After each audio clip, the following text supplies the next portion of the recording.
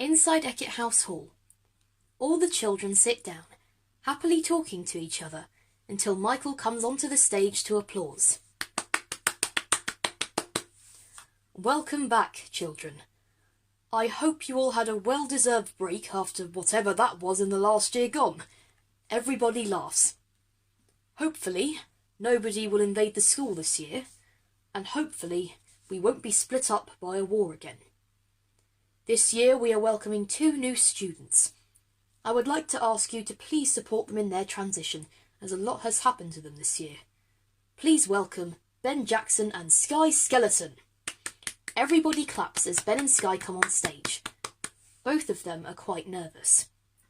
We shall start the room arrangements. Firstly, for the boys, we have Bobby and Cy.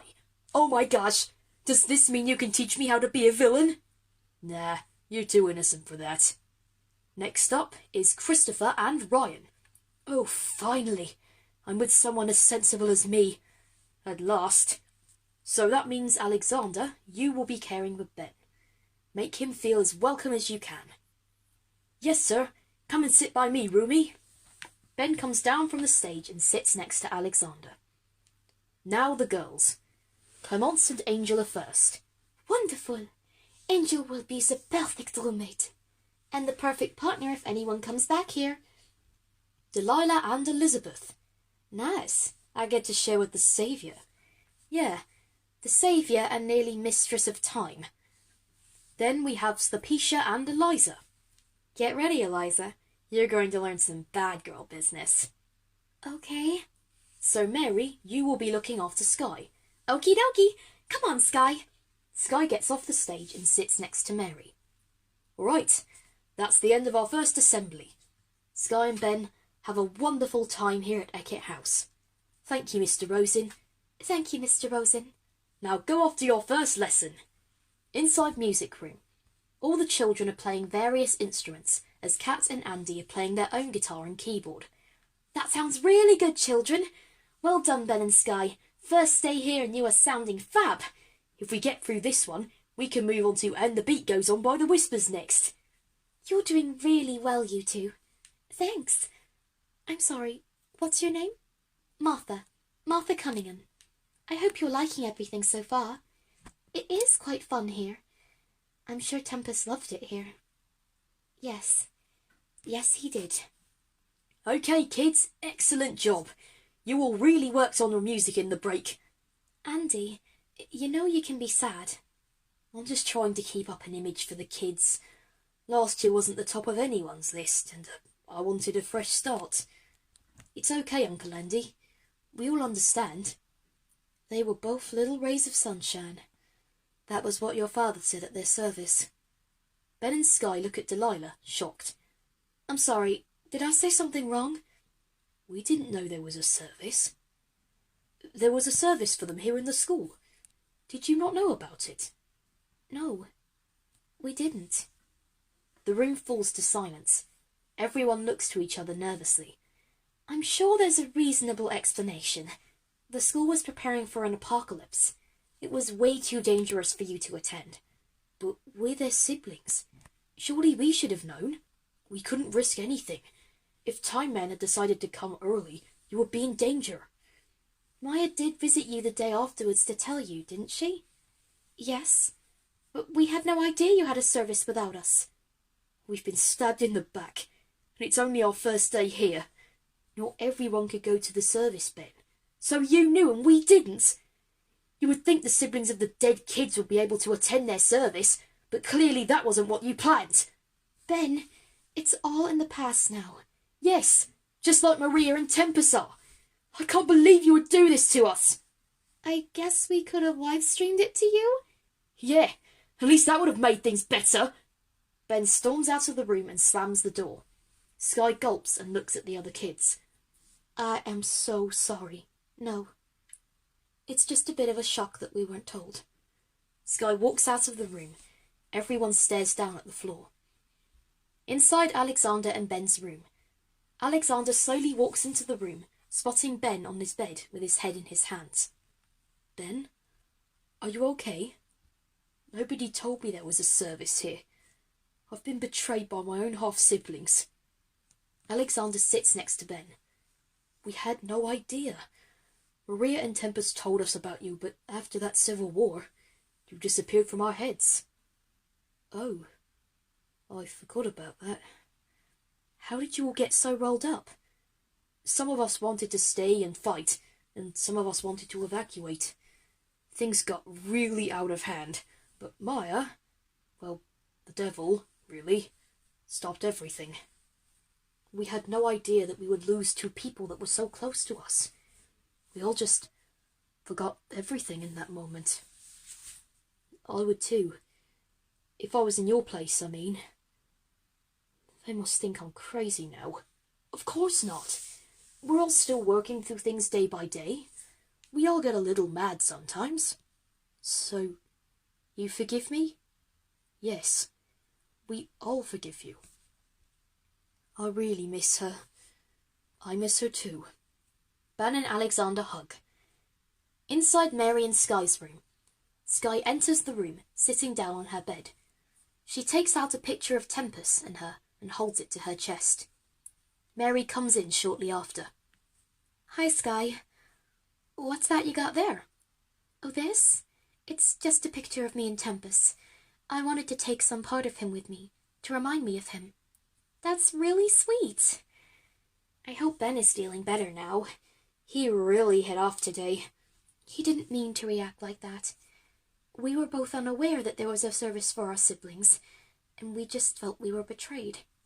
We only wanted to protect you from Time Man. I know. Mom told me all about him. It was crazy. He froze literally everyone in the school for 3 months, except for Elizabeth. And then he forced Elizabeth to marry him. Oh my goodness. What happened then? Elizabeth stole his staff and used all of our combined powers to hold him until Grandman, the master of the universe, came along and dragged him back to their home. It was an explosive end to that year.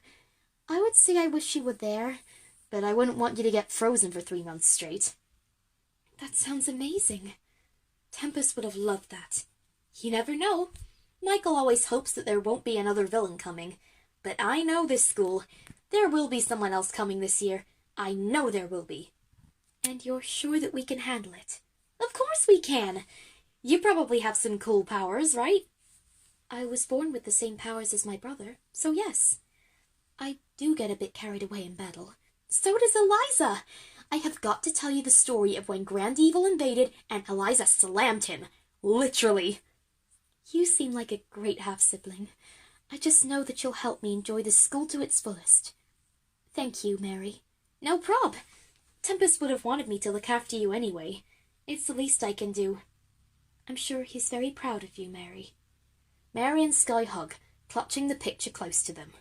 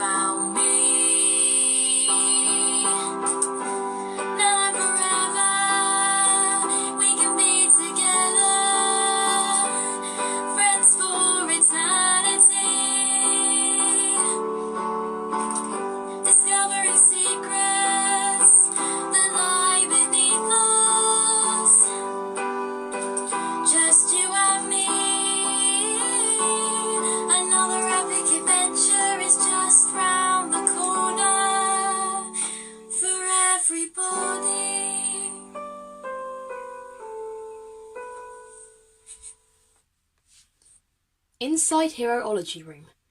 MCBC comes into the room, signalling more people to enter. Crash, Ricky, Eaglebones, and Jimmy enter the room.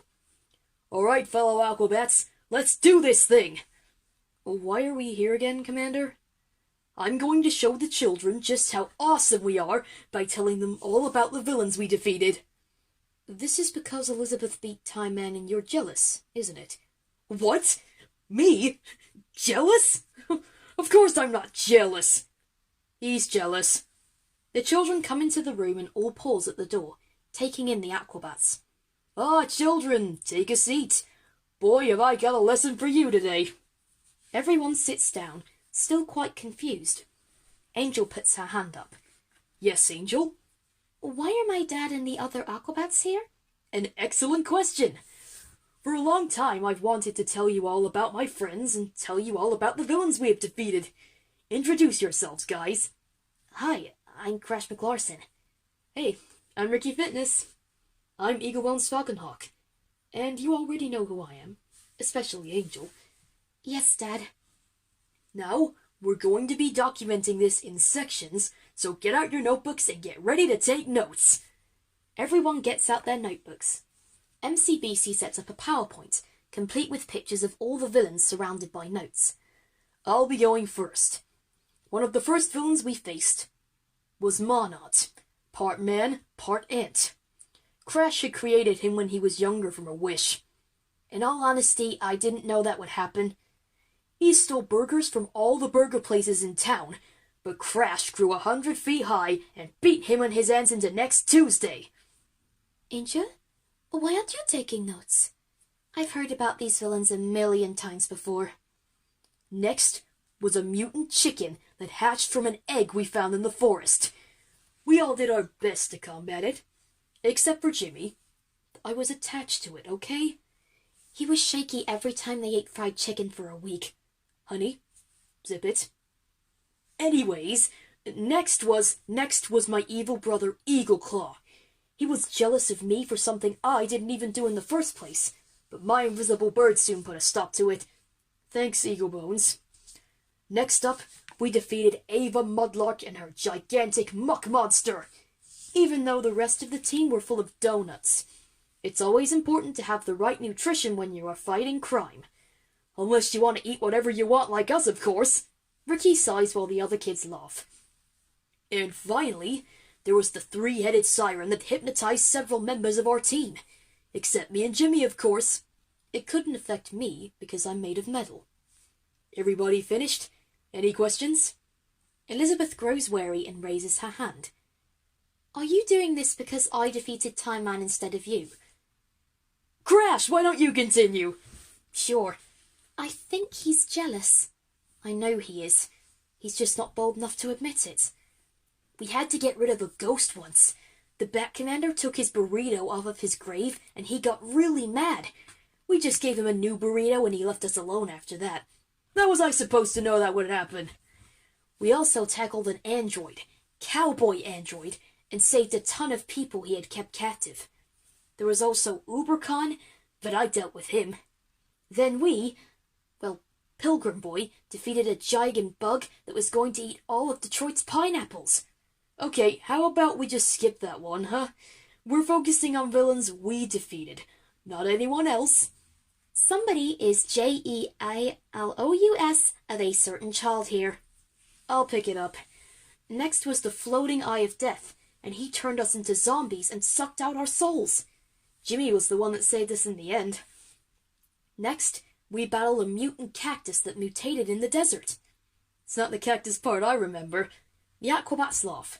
None of the children gets it. Next, we had to get back our trusted vehicle from Carl and his Cobra Man. Luckily, we had our stealth mode. Yeah! It's just their shirts turning purple. Angel, quit cramping our style. I'm just saying, I don't understand why changing the color of your shirt means you're hidden. Eagle Bones! How about you tell the class about our next batch of foes? Okay. The stew we met in the desert had mutated into another beast, and we had to gain our memories back. Did we mention Space Monster M and the fact he threw us into space? Whoa! How did you survive? Determination, little guy. Determination. Then we journeyed to our summer camp, where we discovered the camp counselor was actually a were-ape. She just fell in love with Bigfoot. Bonesy, go to the next one. Jimmy cut open a giant worm that ate his own mom. My mother was unharmed, thank goodness. Once on a road trip in the snow, we got snowed in, and a shape-shifting creature known as the Thingy invaded the battle tram. It could turn into anybody. I was so scared. The other one I can recall is the anti-bats. Just like us, but bad. And kicked their butts, though, just like we did for every single villain we defeated. Ha-ha! Elizabeth puts her hand up again. You can admit it now, Bat Commander. Admit what, Lizzie? That you're only doing this because you're jealous of me. I am not jealous. Actually, Elizabeth, you're right. Too right. MCBC tries to protest, but the others continue. He invited us over the phone. He told us how jealous he was that we didn't defeat the Master of Time together. He was so jealous that he couldn't even look at a picture of you for weeks. He wanted to buy a wig and dress up as you so he could feel better. Okay. They get the picture. I just felt like a big villain like that could have had an Aquabat's defeat. There were a lot of more important things going on, you know. The class goes silent. He is right, Commander. We lost 2 students in the Civil War. You were frozen for 3 months. We were frozen for 3 months. And you're jealous of Elizabeth for beating the man who froze you? I am disappointed in you. Well, we all have different ways of coping with loss, Robot. I wanted to feel something other than sad for once. So, you felt jealous of me to combat the sadness? Yes! Yes, I did. You see, kids, sometimes people don't like feeling sad. I miss Maria and Tempest just like you. But sometimes you need to move away from your past and look to the future. They'll always be with us in spirit, in our hearts, in our minds, and maybe they're watching us right now. I guess what I did wasn't the right thing to do. No amount of beaten villains can bring them back. Everyone silently agrees. There, that wasn't so hard. No, Crash, I suppose it wasn't. All right, kids, I think that can bring the end to this lesson today. Thank you guys for coming all this way, and thank you, Ben and Sky. You are so strong, and I shouldn't have put myself into your situation. It's okay, sir. Don't worry about it, sir. And Elizabeth, thank you. If you hadn't stepped in, I would still be frozen. We, Commander? It was the least I could do. Still, it could have been worse. I could be married to him right now. Everyone starts laughing. Yeah, sitting on a beach drinking cocktails and planning an expensive evening dinner. Oh my goodness, this has made my day better already. Maria would have laughed at this. Tempest definitely would have too. Ben and Sky put their shoulders around each other as everyone keeps laughing.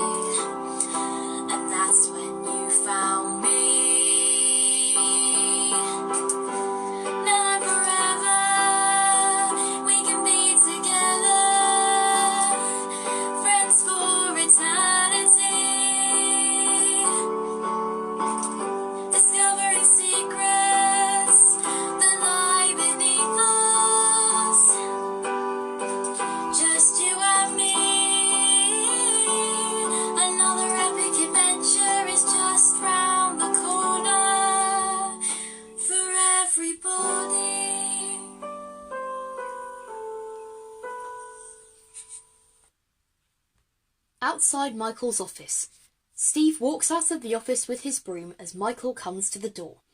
"It's good to have you back, sir." "I'm glad to be back. A lot has happened to this school, but I'm determined to make this year better. I don't doubt you will, Mr. Rosen. Now if only I can get Ryan off my back too. Ha ha, good luck with that. Speak to you later, Steve." Michael goes back inside the office as Steve makes his way up the corridor. "All right, Sweepy, let's start the day." Inside Dr. Range's office, Steve is sweeping the inside of Range's office. "Thank you so much for tidying things up, Steve. The office was getting really cluttered without you." "It's no problem, Range. Me and Sweepy are always happy to help." "Have you seen Ryan today yet?" "Not yet. I know he's bound to critique something I've done today eventually. That's what happens when a robot butler and Mya Eckett fall in love. In an alternate universe, of course. She sure did get around in those worlds, didn't she? Anyway, I'd better get going to the next room. Best of luck. It's nearly break time." "Thanks, Range. Let's go, Sweepy." Steve leaves the office as Range admires the cleanliness. Inside Eckett House Hall, Steve cautiously works as Ryan and Elizabeth chat on the stage. "I think I finally have a shot, Ryan." "A shot at what?" "Mum is visiting the school soon. I can finally get some answers from her, after all these years." "Some secrets are best kept that way, Elizabeth. You have no idea what your mum went through before the school was made." "I've been dying for answers for forever, Ryan. Every time I've tried to ask for answers, she's either been away or a villain has attacked the school. This could be my only chance." Steve trips over Sweepy as he tries to listen to the conversation. "Ah, Steve, fancy seeing you here. I'm terribly sorry, Ryan. I couldn't help but overhear your conversation." "Exactly. Surely you understand why I want these answers. I can't stand secrets any longer." "You know, maybe Ryan is right. Perhaps your mum is keeping these secrets for a reason. See, Elizabeth, we're only giving our advice. Mya wouldn't keep these secrets for any selfish reason." Elizabeth stands abruptly. "Elizabeth, we're only trying to do what's best for you." "Maybe you are right, but has your Mya ever kept secrets from you? Has she ever hidden the rest of us away?" Ryan and Steve stare blankly. "We can find out why this school was made. We can finally see why she kept so many things a secret. But it's fine if you don't want to join me."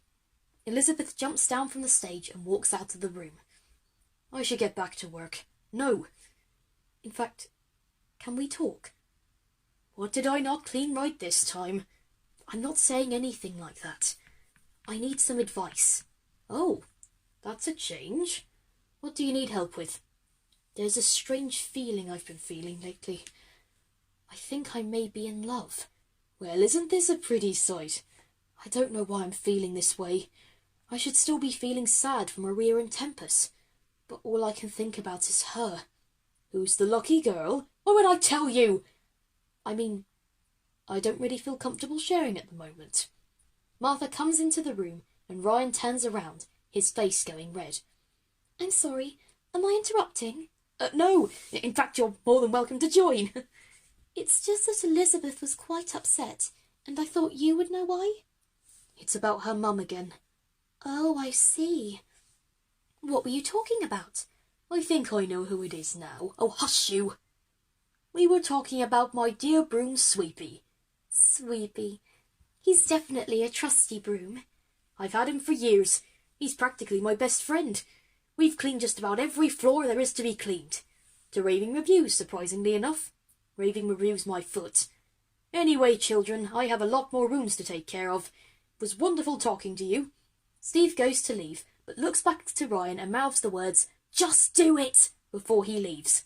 Ryan turns back to Martha. "I do hope Elizabeth is all right." "Me too. Say, would you like to go somewhere after school?"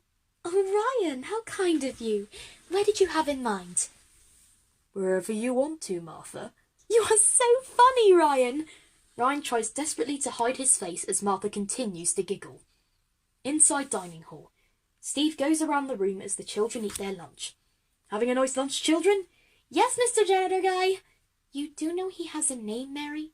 "I meant Steve." "Is he really the only cleaner in the school?" "He sure is, but boy can he clean. Not as well as me, but he's up there somewhere. So, Ryan, any ideas of where to go later? Well, you see, Ryan, what's all this about? I only wanted to treat Martha, but after all she has been through, she deserves a nice day with a trusted student. Yeah, we believe you. Are your circuits out of whack, or is your face redder than usual today? Ryan notices his face and covers it up as the other children laugh. Martha has no clue at all, and Elizabeth sits, stony-faced. Don't worry, Ryan. If you aren't feeling well, we can always... No, I am completely fine. Ah, l'amour. Are you seeing this, Elizabeth? What? Elizabeth has been awfully quiet today. I wouldn't bother her, children. She's had enough of her mother's secrets, and all she needs is some time to herself. Are you still hung up about your mother? Of course I am! There are still so many questions left unanswered. Now don't go bothering your mother when she comes to visit, Elizabeth. You have no clue about what she's been through. Elizabeth stands up suddenly, as if she has had a grand idea. Wait a moment! You were hired by Mum! Maybe you know why she made the school. I'm sorry, Elizabeth, but I can't tell you. Why not? Did Mum make you take an oath? No. You'd just rather not know what she went through. Well, I'm sorry, Steve, but I'm going to find out what my Mum has been hiding. I'm tired of being kept in the dark. Very well. I'm only a simple cleaner. I can't order you around. Elizabeth sits down again. Steve walks away. Inside Steve's cupboard, Steve opens the cupboard and places Sweepy inside. I just have to go and see somebody. Don't go anywhere now, Sweepy. Steve closes the door as an eerie green glow fills the cupboard and a tentacle wraps around Sweepy. Inside History Room, Steve enters the room. Brian is not there. He powers up the projector and starts a call with Mya. Hello? Who's there? It's Steve, Mya. Elizabeth is getting restless. She's been begging for answers from you all day long. She must be preparing for my visit soon, I presume. She's planning to talk to you, to finally get the answers she's seeking about the school. I knew this day would come. I can't have her know about him. I can't risk those memories resurfacing in me. I know, Mya, but I don't think anybody can stop her now, though. That's what I'm scared of. I understand your concern, Steve, but we can't delay the inevitable. Elizabeth will get sick and tired of my secrets. I think she already is. Thank you for contacting me, Steve. I'll be sure to remember this when I visit soon. The pleasure's all mine, ma'am. I'm just your humble cleaner. Now, Steve. You know you're much more than that. The call ends, and Steve sighs and turns off the projector. Mya Eckett. What a mystery she is. Inside Steve's cupboard, the tentacle from before drags Sweepy away as Steve opens the cupboard. Okay, Sweepy, let's get back to work. Steve notices that Sweepy is gone. He gasps aloud and grabs at the empty air. Sweepy? Where are you, boy? Where have you gone? First Maria and Tempest, and now Sweepy. Who could have done such a heartless thing? A note drops from the ceiling, and Steve picks it from his hat and reads it aloud. We have your broom, and soon we will have the school too. Prepare yourselves, we are coming. Oh, gumdrops, not another force taking over. That's the last thing we need. He looks at the note again, then crumples it up and throws it down as a song begins. Various memories of Steve and Sweepy are displayed on screen.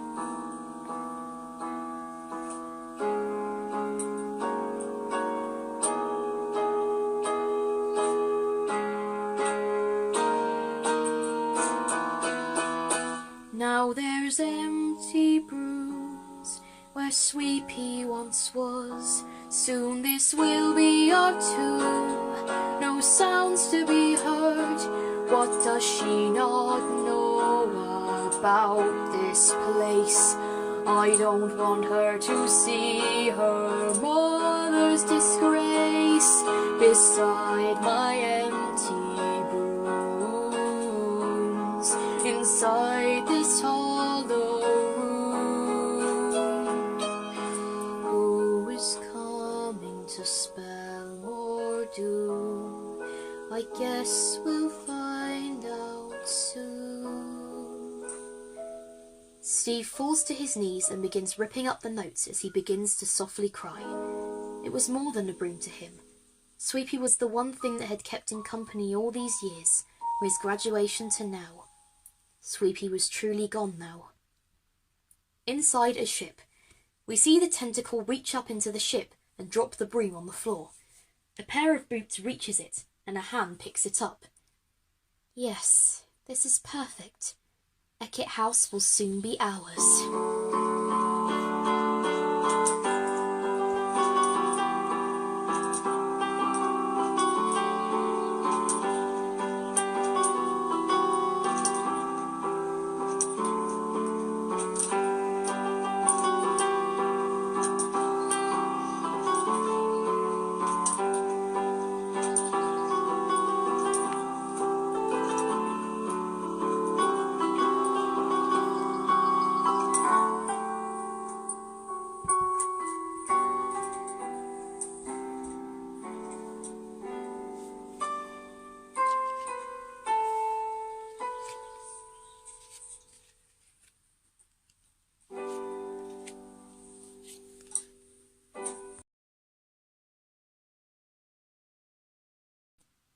Outside Elizabeth and Delilah's room.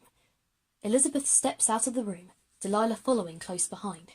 Elizabeth is both done with life and determined. Your mum is only here to visit, Elizabeth. I don't think she'd be in the mood to talk. I don't care, okay? I've had enough of her keeping all of these secrets from me. I want answers! Elizabeth storms away. The rest of the children emerge from their rooms and follow as Elizabeth walks down the halls, breathing heavily with every step. Inside business room, Mya and Sarah are talking to each other. And you're sure you can handle it? The door slams open and Elizabeth stands in the doorway. Sarah edges her way out of the room, Elizabeth staring her down. The rest of the children follow Elizabeth as she walks slowly to her mother. Elizabeth? I'm tired of you hiding things from me, Mum. Elizabeth, stay out of this! Elizabeth raises her arms and a wall of fire rises around her. I've been investigating ever since the second year. We've discovered so many things about this place, but only you can tell us the answers. Elizabeth, I know you're angry. You've been hiding things from me for ages. First it was the school, then it was my half-siblings, and then Martha. What next? Please, don't do this, darling. You have no idea what I've been through. I have a pretty good idea already. 2 of your children died at your school. You even killed one of them yourself. What could be worse than that? Why did you build this place? Mya puts a hand on Elizabeth's shoulder. Darling, I never wanted to tell you any of this, but you deserve to know. Elizabeth relaxes and the wall of fire drops. The children step forward and comfort Elizabeth. I didn't want to remember, but I have no choice. Why did you build this school, Mum? We'll have to go back quite a way. Back to when I was your age. Flashback 1. We see various shots of a teenage Mya and a shadow boy together. School was always a struggle. But one day, I met my light, my first love. We were inseparable at first, so much in common. I thought we would be together forever, but I was wrong. He started to change. He got angry over simple things, blocking me for the stupidest of reasons and critiquing anything I showed him. I could only put up with it for so long. One day I called off our relationship and blocked him altogether. I thought that would be the last time I saw him. We see a younger Mya falling to her feet after shutting the door. Her phone buzzes and she looks at her phone, her face changing into shock. The screen reads, "You've made a grave mistake." But he couldn't take no for an answer. Flashback 2. We see the shadowed man trying desperately to get back into Mya's life. Mya gets increasingly more scared with each flashback. For years he tried everything to bring me back. He made fake numbers. He came to my house in the middle of the night and tried breaking in several times. Wherever I went, he was there, watching from the shadows. When my musicals were eventually famous, I had to put on a mask. I couldn't let anyone know that he was watching my every move. Flashback 3. The shadowed man chases Mya down a street at night, Mya frantically looking for somewhere to hide. One such night he chased me down a narrow street. I didn't know where I was going. All I knew was I had to get away. "Leave me alone!" Mya runs straight into another man who catches her and dips her. And that was when I met Daniel. "Are you all right?" Daniel notices the shadowed man and pulls Mya away in behind a tree. He pulls a device from his pocket and presses a button. "Leave me alone!" The shadowed man runs down a different street as Daniel and Mya re-emerge from behind the tree. You saved my life. One of my inventions. It should lead that creep away. Want to stay at mine tonight? Mya nods timidly as Daniel takes her hand and guides her inside. Flashback 4. Once inside, Mya collapses on the sofa and begins sobbing. Daniel sits beside her. Hey, you're safe now. How long has that guy been chasing you? Too long. All I did was break up with him. I don't deserve any of this. No, you don't. Wait, you're that girl, aren't you? The one that wrote 6 musicals? Yeah, I am. I had no idea this was happening to you. I'll take you home in the morning. No, please, let me stay here. Sorry.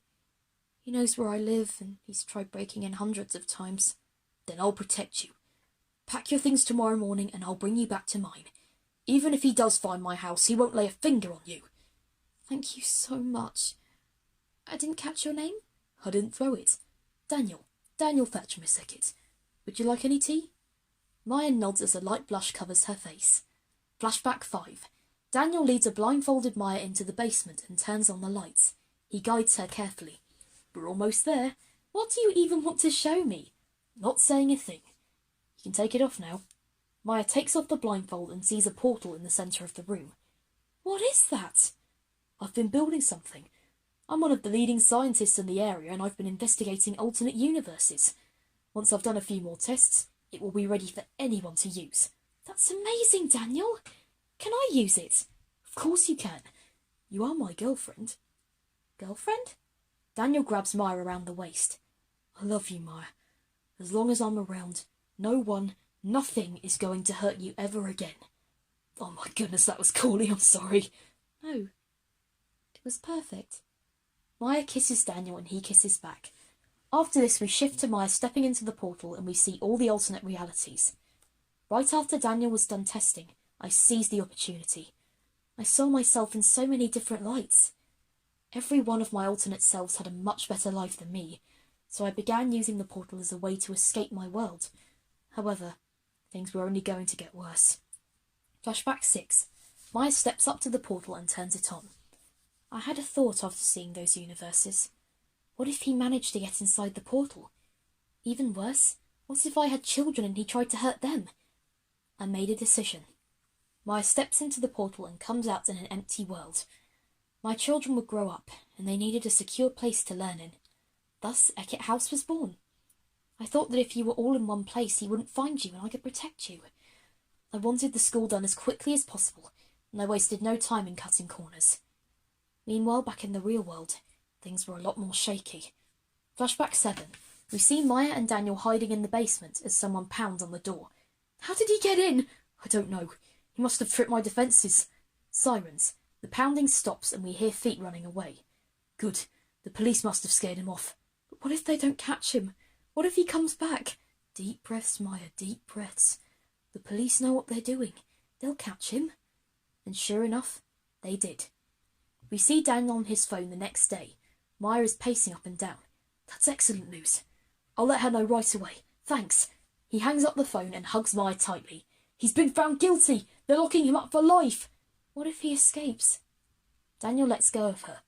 It's a very secure prison, babe. They'll make sure he never gets out. If he got past our defences, a top scientist's defences, and who's to say he can't get past theirs? We have to trust them, Mya. They know what they're doing. Flashback 8. We see Daniel proposing, Mya and Daniel getting married, and Mya discovering she is pregnant. Life may have moved on, but wherever I was, I could feel his presence over me.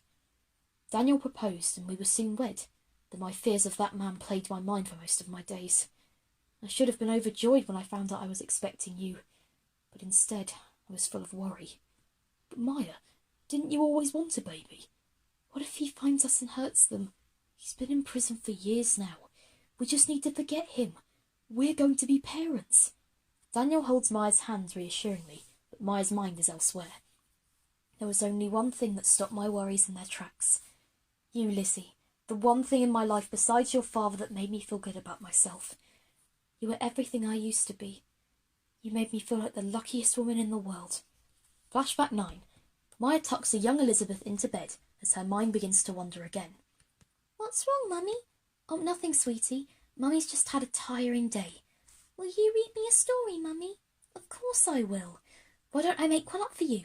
Yay! Well, once upon a time, there was a little girl just like you. She was very afraid of the world around her, but one day she had a little girl of her own, and she took all the bad feelings away. One day, Elizabeth, you'll go out into the world and make new discoveries. Will they love me, Mummy? I know they'll love you. Young Elizabeth giggles as Mya tucks her in. We see shots of Mya visiting the other children in the other universes. I soon discovered that all of my other children were just as delightful as you, and my plan to set the school open was in motion. Shortly before the school opened, I found another universe and rescued a young lady from her home, Martha. I saw my old self in her eyes, the fear and the uncertainty, and I took her in. Martha wasn't going to end up like me. None of you would ever suffer as I did. Inside business room, Mya stands firm, trying not to cry.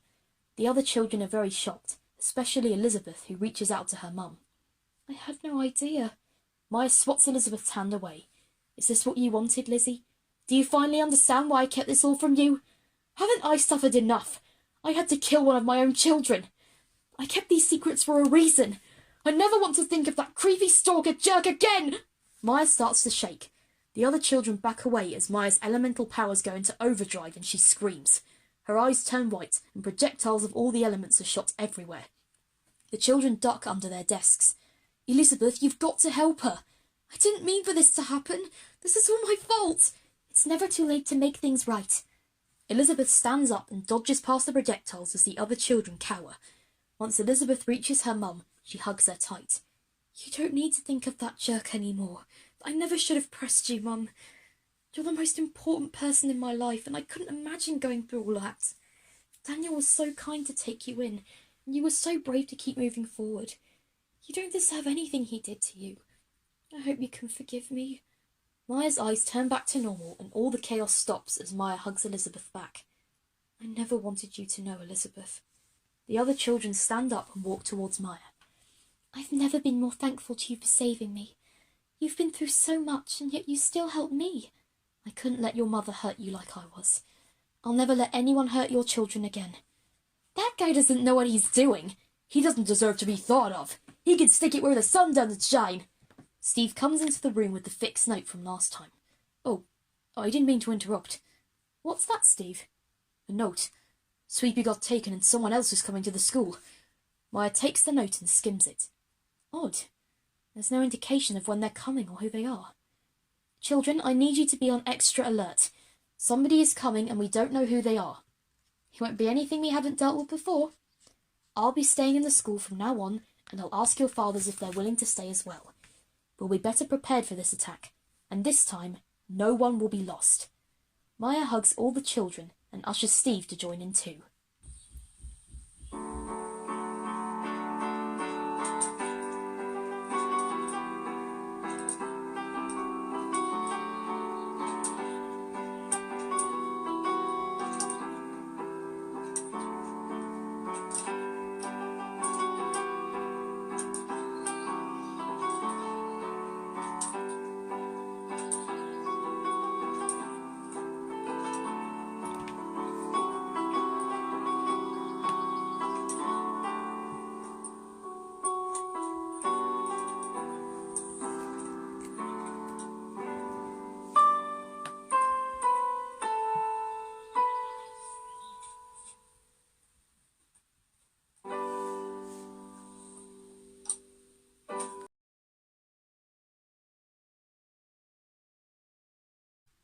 Inside corridor. Ben and Sky are walking down the corridor together. You do like it here, don't you? Of course I do. I can't help thinking of what would have happened if Maria and Tempest were still here with us. I understand. Sometimes I still hear their voices. Sometimes I swear I can see them wherever I go. A few glimmers fly past them both. They follow them down the corridors, curious to what it could be.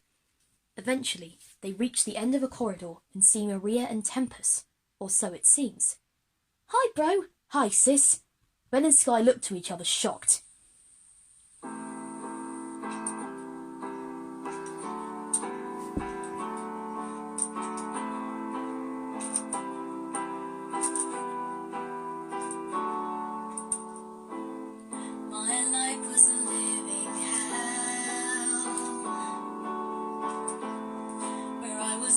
always waiting for the ringing of the bell.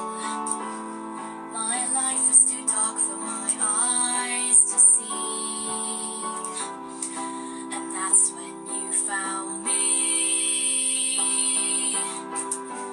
Now and forever we can be together,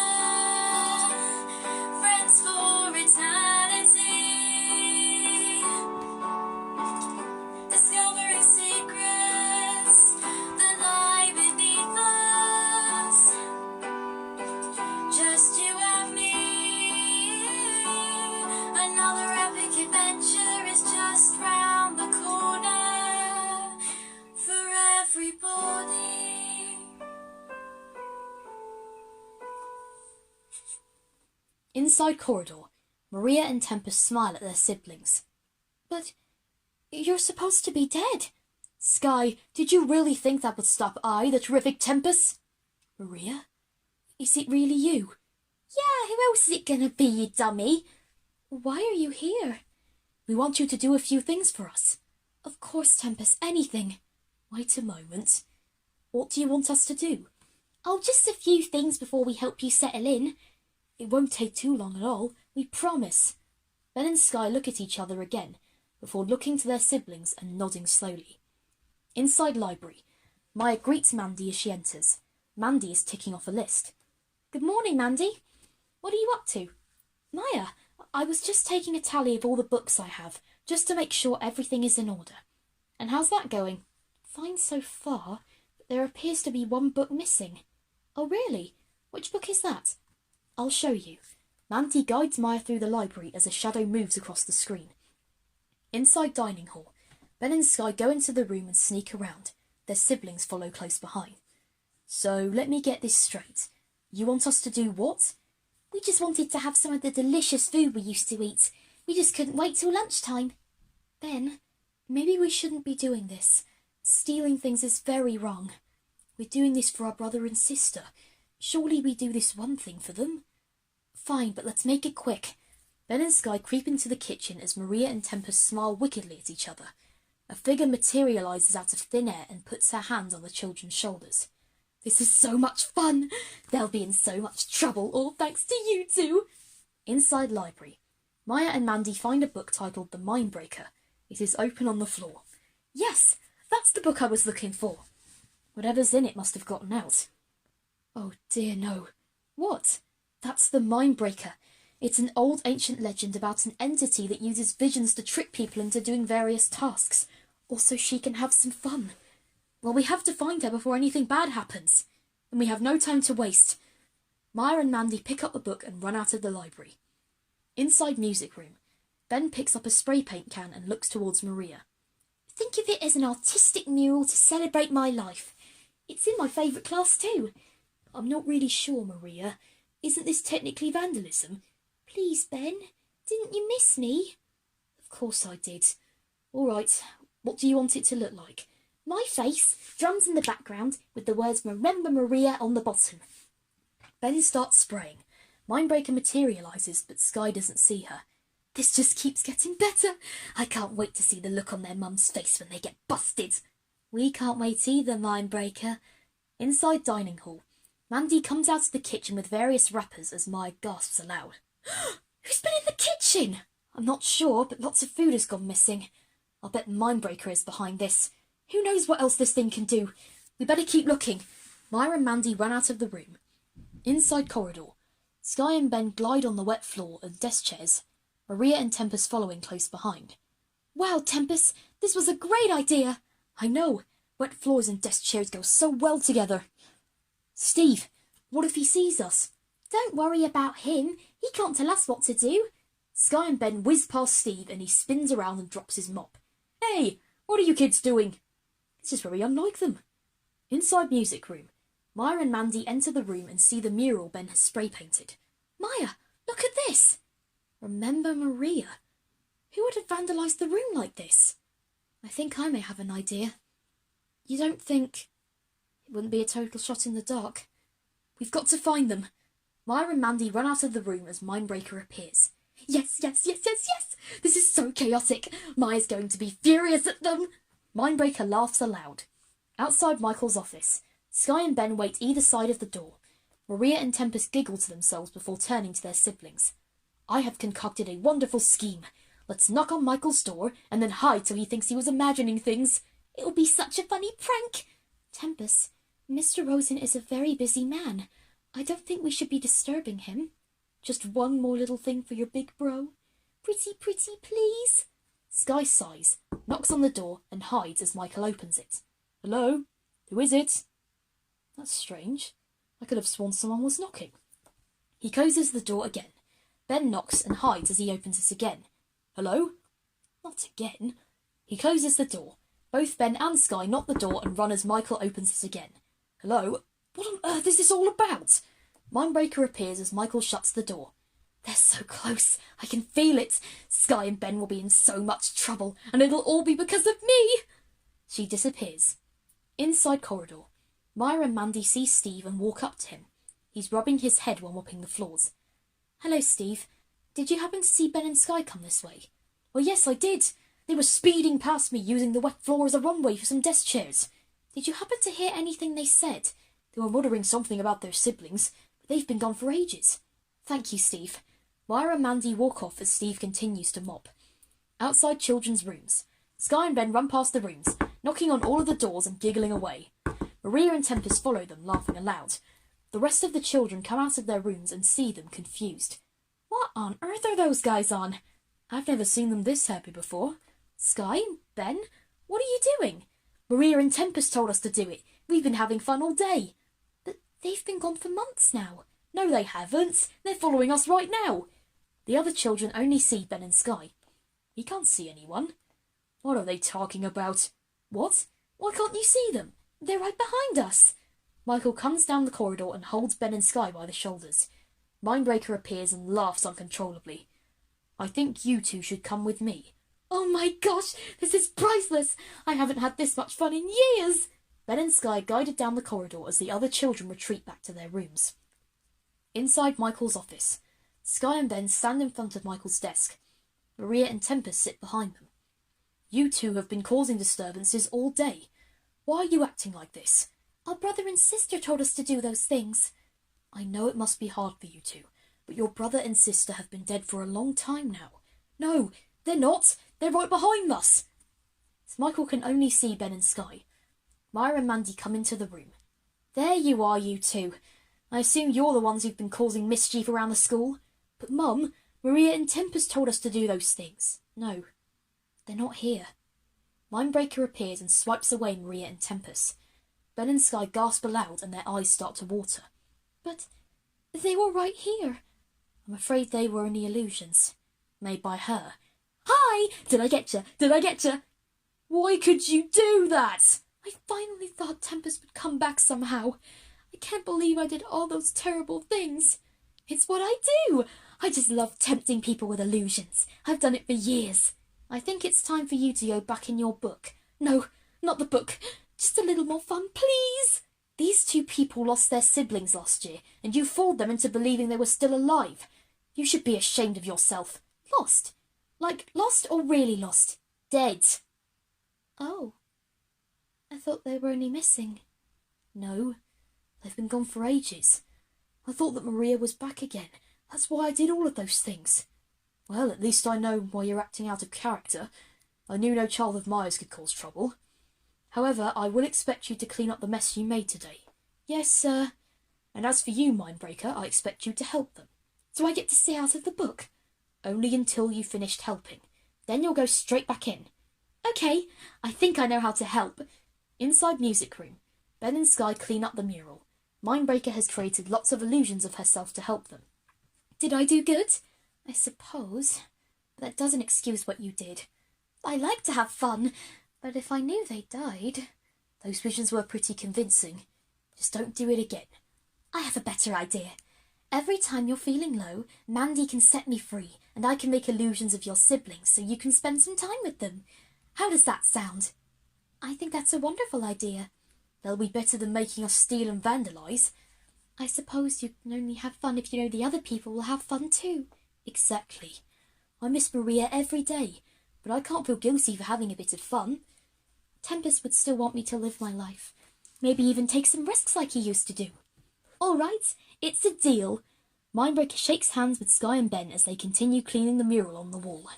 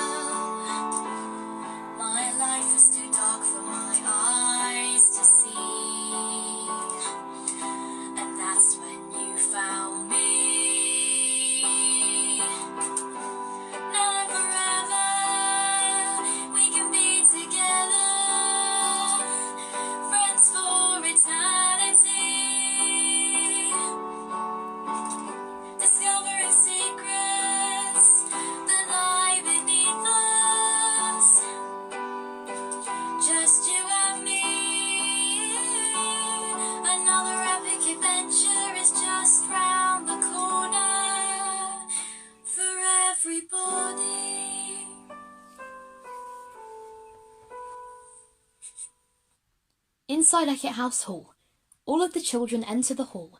The teachers are setting up various things. There is a big banner reading One Love Day hanging above the stage. Wow, what's all of this for? It's One Love Day, where we celebrate love in all its forms. This is amazing! A whole day dedicated to love. I know someone who loves this day. Everyone looks towards Ryan. He blushes. What? Why are you looking at me? Mya enters the room and goes to Michael, whispers to him and goes to the children as Michael walks out of the room. Good morning, everybody. Welcome to One Love Day. What's this all about? I just thought we'd need a day of love rather than days of misery and takeovers. We've all been through a lot, especially me, and we just all need a day where we can move away from everything. This is such a great idea, Mum. By the way, what were you whispering to Michael about? I've invited a very special guest to talk to you all about today. He's a very wonderful person, and he's the perfect pick for a rousing speech and song. Oh no, singing. Don't worry, he's a very good singer. That's not what I meant. Time skip. The children are looking at various stalls and stands placed around the hall. There's food, pamphlets, and games. Cool. I won a prize, and it's rainbow-coloured. The rainbow is one of the many symbols of love. It's usually used to represent men loving other men. That's pretty neat. I love rainbows. I guess we can all love whoever we want. Exactly. No one can tell you who you can and can't love, and if they do, you just have to ignore them. We can love whoever we want to. These foods are delicious. Don't you think so, Ryan? I think the best thing here is you. What, Ryan? They're so delicious, I want two. Oh, Ryan, you're so funny when you're flustered. Hey, Renus is back, robot. Ryan rubs at his face. Martha continues to laugh. Hello, kids. Would you like to take a pamphlet? Yes, please. How about you, Sky? I don't see why not. There are so many different kinds of love, and so many people to love too. The world can be such a loving place if you really look. Yeah, Tempest always believed there was love in the world, no matter how dark it seemed. Hey, girls, any idea who the special guest may be? No idea, but he must be a big deal if Mom invited him. It says here that one of the greatest forms of love is learning to love yourself. I think it's a powerful lesson. I think loving yourself is very important. Mum used to tell me that we can't fall in love right away. She said we had to learn to love ourselves before we can deal with loving another person too. Michael steps onto the stage. Everyone stops what they're doing. Attention, everybody! Please take your seats. The special guest will be arriving in 5 minutes. The children start to take their seats. Time to find out who this elusive mystery guest is. I don't deserve this. What on earth are you talking about? I hurt Mum. I kept on pressing her for answers, and I forced her to remember things she'd rather forget. You were just curious. You didn't know. I don't deserve a day of love. Mya steps onto the stage. Ladies and gentlemen, boys and girls, we hope that One Love Day has been a relaxing break from all of your trouble over the last few years. Now please join me in welcoming our special guest. He is amazing. He is astounding. He is the one and only Thomas Sanders! Thomas steps onto the stage and bows. Mary can barely contain herself. Thomas! Ah! Thank you, Eckett House. What is up, everybody? The children cheer. Mary is still squealing with delight. My name is Thomas, and I am so honoured to be here for One Love Day. What an amazing idea. A day that celebrates love in all of its forms.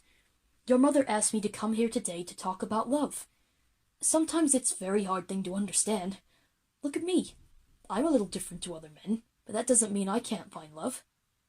Maybe some of you are a little different. Perhaps you don't love the same kind of people that other people may love. And maybe some people don't like that and want you to stop falling in love with these different people. But they're wrong. No single person can stop us from falling in love with whoever we want to. Young lady over there, could you stand up for me? Mary stands up. Hi, Thomas. I'm Mary. Well, Mary, you strike me as a unique young woman. Who do you love? I love girls and guys. I've just never had the courage to tell anyone before. Well, I'm sure you're half-siblings and everyone here accepts the way you are. Isn't that right? Everyone nods and agrees. Mary starts to smile. No one can change who you are, Mary. If you want to love another girl, then you can. If you want to love a guy, then you can. Nobody is stopping you. Thank you, Thomas. Mary sits down. The people around her hug her and smile at her. Is anybody else here today unique? Please feel free to stand and share your stories. Alexander looks around timidly and stands. Some time later, Cy also slowly stands up. I always wondered why someone like me, a superhero, could never find anything in the ladies I saved. I would always see things in men instead. I always thought that I would never fit in if I told anyone. Back in Puppetland, I always looked towards the guys. I looked up to my dad so much, and I was so worried that he wouldn't love me anymore if I told him. Maybe that's a good thing. Maybe this is the reason me and Alexander were so fond of Grandman when he came. Thank you, boys. There's no need to feel ashamed. I'm just like you, and I always had those worries before I told anyone. I am too. Nothing can change the person you are, especially not who you choose to love. It takes real courage and strength to come forward and admit your differences. I'm very proud of all three of you, and I will stand with you. Alexander and Cy sit down. Everyone does the same things they did with Mary. Of course, romantic love is only one type of love. You can have love for your friends, you can have love for your work colleagues. I find that the best kind of love is loving your family. I heard that 2 new students here have sadly lost their siblings last year. However, I say that even though they are gone from this world, doesn't mean you should stop loving them. Remember them, carry them in whatever you do, and keep them in your minds for the rest of your days. Ben, Sky, where are you? Ben and Sky stand up. You two are so strong. I know that your siblings are looking down on us today, and they're so proud of you both. Ben and Sky tear up and sit down, smiling. There are so many different kinds of love. But in this world, we can all come together under one love.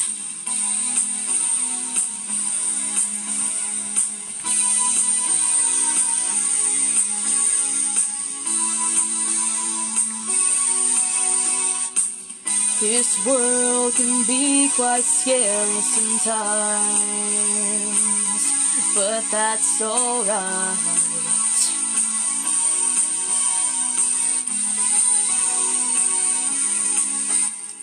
We're all just searching for the light deep within our minds and find some kind. I'm running now at the speed of sound. Look up, never look down. Someone out there is what you're dreaming of. 'Cause we all share one love.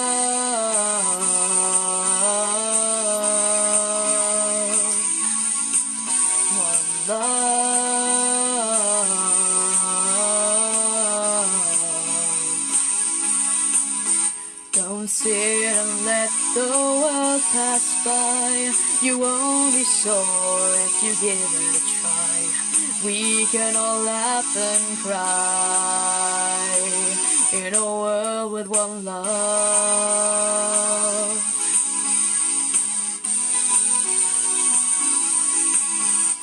No matter who we love, we can share our heart, whether we are close or miles apart.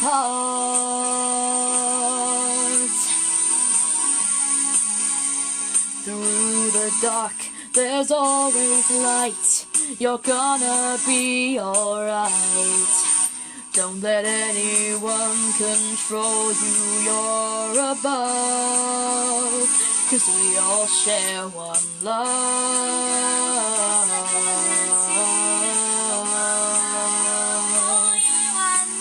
One love.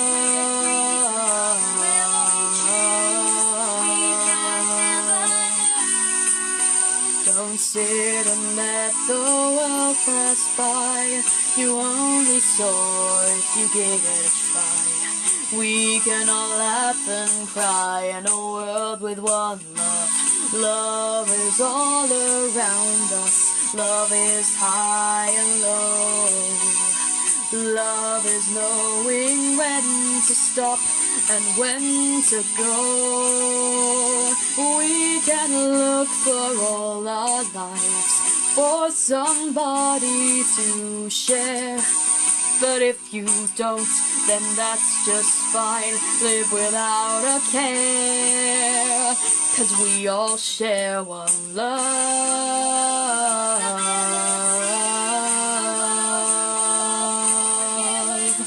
One love.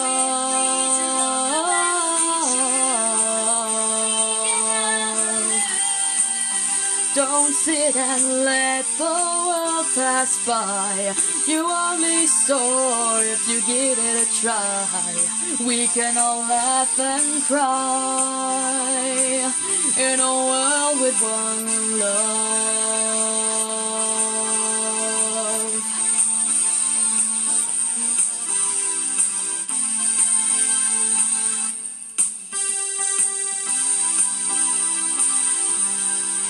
Let's all share one love.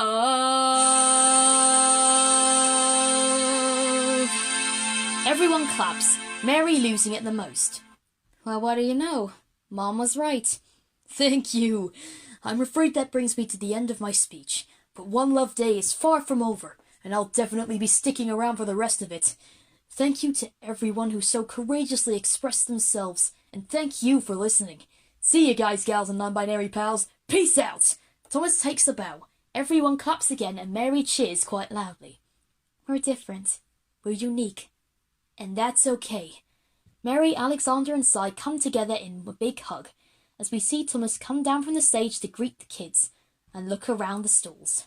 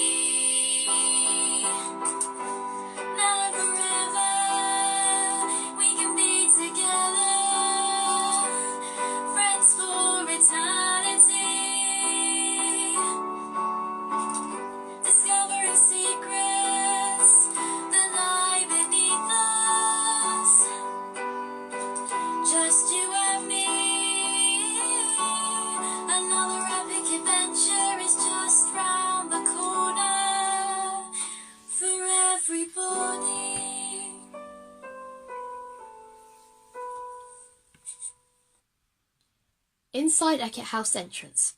Mya and the fathers enter the school. Bags and suitcases aplenty. Michael guides the children to them, and the children run to hug their fathers as the doors are closed. All right, children, your mother and fathers will be staying with us in the school. I have been informed of this mysterious note and have decided that this will be the best option. Until we find out whether or not this is serious, we must all be extra careful while within the school. Yes, sir. Okay, let's find some place for you all to stay. See you later, everyone. Mya leads the fathers away as the children wave them goodbye.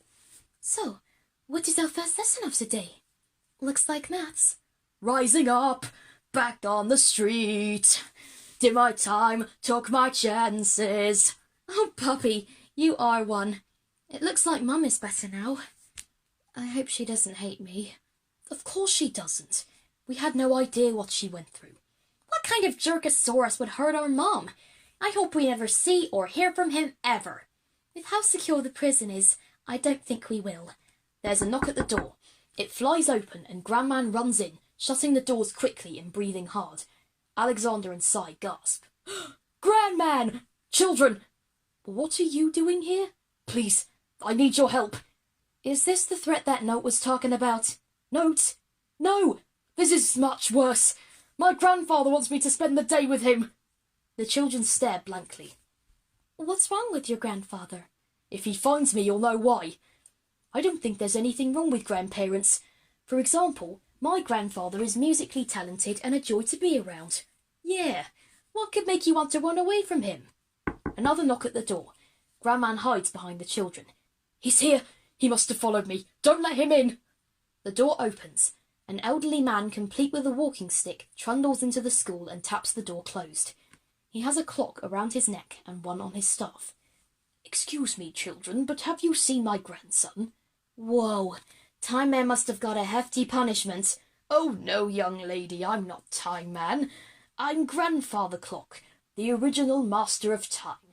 Then you must know what Time Man did when he was here. Oh, yes, the little rascal. I would never be seen doing such dastardly acts, and forced marriage at that. He's certainly being punished for it. Yes, hello, I was the one he tried to marry. Ah, yes, Elizabeth. He blathers on about you all day, wondering how you could possibly survive without him. Trust me, I'm fine. Grandfather Clock looks at the children and sees Grandman hiding. There you are, you little scamp. Hello. I didn't see you there. Did you forget about our day? Actually, Grandman covers Alexander's mouth. Of course not. Why would I forget something like that? In fact, why don't you look around Eckett House? After all, 3 of your grandkids have visited this place. What a splendid idea, Grandman. I would be delighted to. Our first lesson is maths, if you want to come along. Oh, maths. I remember back when I did maths. We didn't have any fancy technology. We just used our heads. What good times they were. Of course, nowadays people rely so much on their tech they forget to use their heads. That's his problem. He can make a conversation last way longer than it should. He gets on my nerves sometimes. Come along, Grandman. We have maths to do. Grandman groans as he walks faster. Inside maths room. As Tommy teaches, Grandfather Clock watches with delight. Grandman has his head on his hand. And of course, the 11 times tables are the easiest to do, for the first 10 multiples anyway. My boy, did you see his entrance? It was extravagant. This Mya Eckett girl has the school all planned out. Yes, Grandfather. Back in my day, there were no trapdoors or lights or music devices. Teachers just entered the classroom and began the lesson. This is all so flashy nowadays. I know. I've been alive since the beginning of time. I was just making small talk, dear boy. This school is so advanced. Mr. Clock, if you like this, just wait until history. It gets pretty crazy. I can't wait, ladies. You see, you're trying to learn and he keeps on gasbagging. Don't worry, Grandman. No matter what, we must keep moving forward. Victorian times. Brian, the children, Grandman and Grandfather Clock are back in Victorian times. And now we come to Victorian times, 1816, when the camera was first invented by Mr. Johann Zahn. This could be seen as an old version of a selfie. This is simply remarkable. No history lesson has ever taken me back in time. This is bringing back so many memories. Do you know anything about camels, Mr. Clock? Grandman tries to stop him, but Grandfather Clock continues. Why, of course I do. 1816 was merely the invention of the first black and white camera. It first became portable in 1888 with the Kodak camera, and in 1907 the first colour camera was made by, I do believe, by the Lumiere brothers. That's my father's name. Well, what a coincidence. This reminds me of another fun fact. The world's oldest surviving photograph was taken in 1826, though it is quite too difficult to see. It was a picture of an upstairs window. The children are all amazed, but Grandman is very bored of it. Thank you, Grandfather. Why don't we see what the next lesson is? I've looked. Looks like it's art. I love a good piece of art. Let's go back home. Inside art room. Everyone is drawing. Lots of art supplies are scattered around the tables. Grandfather Clock is enjoying it and talks to Grandman. Grandman is still down with him. There are so many wondrous ways to create art. What are you drawing, Grandman? We see Grandman's drawing of him and Grandfather Clock going blah blah blah. Oh, this? Ha! It's a metaphorical piece about zoning out of reality. That looks so much like you and me, my boy. Must be your eyes playing tricks on you. Nice pick. You really captured your granddad's droning. Shush! Just be honest. Tell him how you feel. It'll sting less. Grandman simply scoffs and keeps drawing. Okay, everyone, time's up. Let's see where your creativity has taken you today. Why doesn't our guest go first? Grandfather Clock comes to the front of the classroom. We see his picture. It is a masterpiece, covered in clocks and beautiful colours. The children gasp and then clap. Oh, please, it's not anything too special. But how? He was talking so much. How could he have drawn that and talked at the same time? You underestimate your granddad, Grandman. His drawing skills are out of this world. Grandman looks at his drawing and his granddad's and softly growls as he rips his picture in two. Inside dining hall, everyone sits and eats their lunch. The children all smile at Grandfather Clock. Grandman is unimpressed. Thank you so much for letting me come here today. You children are all so kind. It was nothing. You're a lot cooler than Grandma made you out to be. Children, I do think he's cool. Why, of course he does. We've been happily living with each other ever since the beginning of the world. He's one of the greatest grandsons I've ever had the pleasure of living with. Nothing like his other siblings. Grandman stands up. Oh, must you keep gassing on? Grandman, everyone is so entranced by you, even when you turn conversations into an eternity. I'm the master of the universe, and yet everyone loves you even more than me. You torture me every day with your senseless wittering, while I control everything everywhere. Grandfather Clock's face turns to sadness. Alexander inside tuts. He's not what I imagined at all.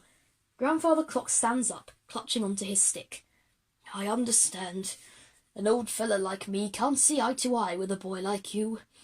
I'll be off back to the Grand Palace. Grandfather Clock leaves the room. Grandman's face turns to regret. That wasn't a very nice thing to do, Grandman. I just can't stand his talking. There are flaws to every person that we don't understand, but that shouldn't take away from the love you feel for them. One small thing shouldn't change what you have. We should enjoy the time you spend with people, because you never know when they could be taken away. We should know that better than anybody else. Grandman remembers what has happened to Ben and Sky and stands up from the table. You're right. My behaviour today has been unacceptable. I suppose even the master of the universe can lose his temper sometimes. Alexander and Cy perk up again. Okay, children, I'm going to speak to my grandfather. I should be fine. Grandman leaves the room. Ben and Sky smile as he walks away. Inside corridor. Grandfather Clock is still walking slowly down the corridor. Grandman runs to catch up to him, and he stops. Grandfather, wait! I shouldn't have shouted at you like that. I get it, Grandman. Old folks shouldn't mingle with the young'uns. But you're my grandfather. You're the nice master of time, and you certainly didn't invade a school. Just because you talk on and on doesn't mean I should forget how much I love you.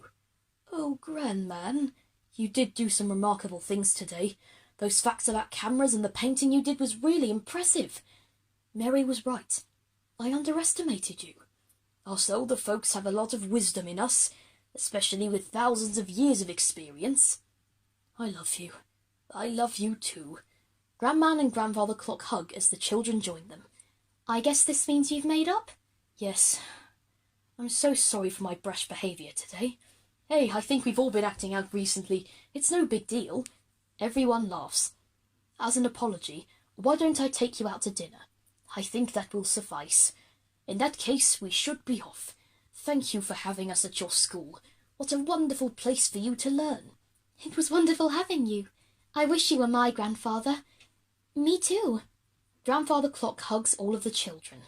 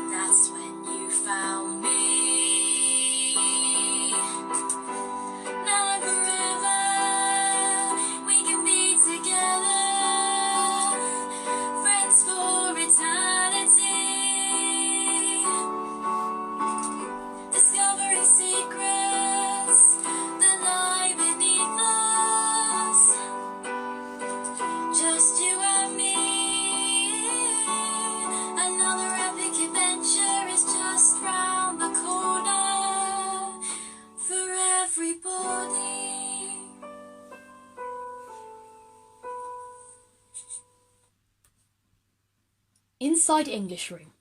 Nicola reads out one of the children's poems. Everyone listens intently. And through the dark there will always be light. Day always comes after the night. That was a wonderful poem, Martha. I'm very proud of you. Thank you, Nicola. It's a lot easier to think about the past thanks to all of you. The children all clap as Nicola puts the poem on her desk. I think all of you have done an amazing job today. Your experiences have continued to improve your writing. Maybe someday some of you could be authors or scriptwriters. Ha! Yeah, just like my grandpa. I'd like to see that. Would you look at that? Looks like the lesson is over. Keep on practicing and remember to be extra alert. We will! In fact, we're seeing our fathers and Mya next. We have a spare hour anyway. The children get up and leave the room as Nicola bids them goodbye. Inside Eckett House entrance, the doors fly open. General runs into the school, locks the doors and checks again before running off, scared out of his mind. Inside library. The children walk into the library. Mandy already has hot chocolate ready. Good morning, children. Take a mug and look around the corner. Your parents have been expecting you. Everyone takes a mug. Around the corner the children see their fathers and mother. Hello. How was English? Amazing as always. Martha wrote a really neat poem.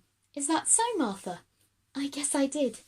I was just telling everyone how I can look at my past better now I've been here for so long. That's great to hear. You'll be happy to know that I can do the same as well. So, you don't hate me? Of course not. You were just curious, just like Roy was once. Must we keep bringing that up? Yes, it's funny. Do you have any more intel on the note yet? Nothing so far. It is a mystery. Inside corridor. General continues to run down the halls. He stops outside the library and hears talking. He pushes the doors open and runs inside. Inside library. Everyone is still laughing when General runs around a corner and crashes into a bookshelf. Whoa! Who is that? General stands up and dusts himself off. Nearly everyone cringes. Oh, kill me now. What is he doing here? Is he here? Has he found me? Has who found you? I've messed up big time. I'm going to die. Whoa, buddy. Let's calm down. What did you do? I've done something stupid. A surprise to literally no one. I've really ticked him off this time. Who? DiamondBeard. Who is DiamondBeard? And who are you? The General, a pirate that decided to visit 2 years ago. A pleasure. Anyway, DiamondBeard is not just any old pirate. He's the richest pirate in the world, and messing with him is a death sentence. And you still did it, why? I'd better explain. Inside Pirate Casino, General enters the casino. The sounds and the sights invite him. I was doing what I always did on a weekend. The Pirate Casino, the one-stop shop for gambling pirates. I always liked to try my luck and see if I could get some booty. That's treasure, by the way. That day I looked around to see which table to sit at, and that's when I saw him. On a table we see a very rich pirate. He has diamonds and dollar signs on his hat, gems everywhere. He looks up with a smirk. DiamondBeard, the richest pirate in the world, sitting right in front of me. I saw my chance. Riches beyond my wildest dreams awaited me. DiamondBeard, to what do I owe the pleasure? Who might you be? The General, humble pirate seeking a grand fortune. So ye like a challenge, do ye? I certainly do. Very well. Let's set some terms. What do ye have of value? I have a silver foghorn on my ship. It can play any song in the world. Impressive. All right. If ye win, I'll give you a part of me fortune. But if I win, I'll get ye foghorn. General gulps at first, but admires DiamondBeard and nods. All right, let's do it. Excellent. DiamondBeard pulls out a deck of cards. Inside library. So you made a bet with the richest pirate in the sea and bet one of your prized possessions too. Gee, I'm glad I didn't see you the second year. Hey, I thought I had a good chance. So, we played an intense card game for ages. Pirates all over the casino were watching in awe. And did you win? What do you think? Inside Pirate Casino, we see DiamondBeard slam a card down. General is shocked. The other pirates around the table walk away. Aha! I win!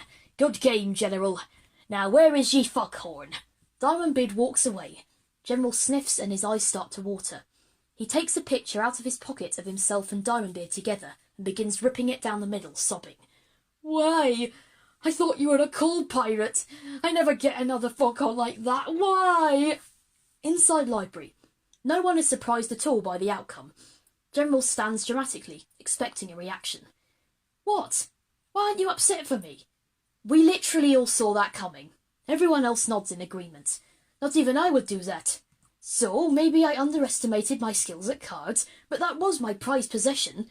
While you're the one that betted it away, I couldn't think of anything else. What was I supposed to do?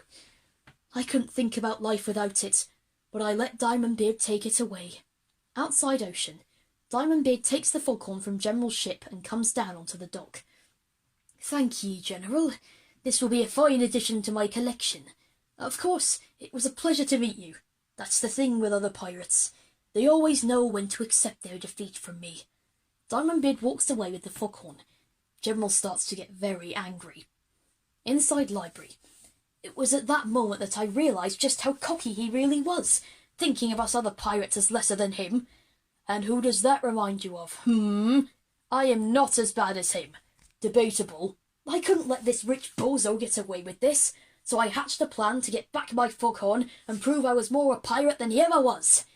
You wanted to steal back your foghorn from the richest pirate in the world instead of just getting another one. It was one of a kind. There wasn't another like it. So I had to get it back. Inside DiamondBeard's ship, the foghorn is displayed in a room. A single light shines on it. General falls through the ceiling and gets up quickly. I had no other choice. That foghorn was too precious to me to get into the hands of a pirate that looked down on everyone. It was a quiet night, so I had to be sneaky. General carefully walks up to the foghorn and grabs it, carrying it carefully out of the room. Inside library. I thought that once I had the foghorn, everything would be okay again. Of course, I had forgotten one thing. DiamondBeard would not take it lightly. Outside Ocean, General is steering his ship as DiamondBeard's ship chases after him. No one steals from DiamondBeard! I'm sorry, but this foghorn is mine, so clear off. I won't stop looking for you, General. I will have what belongs to me. Wherever you go, wherever you will be. Inside library. I will be there. Everyone looks at Mya silently. General doesn't understand, but one of the children whispers to him. He sighs. So you've had that happen to you too? I didn't steal any foghorns, but I know that sentence anywhere. So now he's after me, and the first place I thought to come was to school. I had so much fun with you last time, and I know you can kick butt, so I'm pretty much saved. Yeah. No. There's already a note of an unknown force we have to deal with. We're not going to help you with your own actions. Please, oh please don't rat me out. DiamondBeard's known to kill anyone who crosses him. I don't want to die. Okay. What? We can't have anyone else dying. Not even an egotistical pirate that messes up and tries running away from his problems. Ouch. But thank you. You're the greatest. So, when's he coming? Knowing him, he is probably closer than we think. Everyone silently cringes as General bites at his nails.